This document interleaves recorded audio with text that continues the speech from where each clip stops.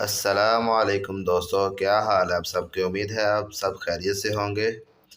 आज मैं आपको बताने जा रहा हूं कि माउस जो है आप 50 मीटर तक कैसे इस्तेमाल कर सकते हैं। 50 मीटर दूर तक जो है लॉन्ग रेंज तक कैसे वर्क करेगा।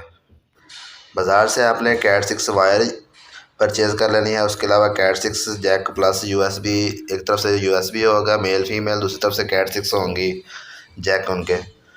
कैट 6 वायर जो है आप 50 मीटर तक जो है वो इस्तेमाल कर सकते हैं। हम जो है वो कम कर रहे हैं इस्तेमाल। कैट 6 के जो जैक है दोनों तरफ इनको लगा देना है। एक के अंदर मैंने माउस की जो है वो लगा दी है OTG, और दूसरी जो है हम जाके DVR के अंदर इंसर्ट कर देंगे और ये माउस बिल्कुल ठीक से वर्क करेगा।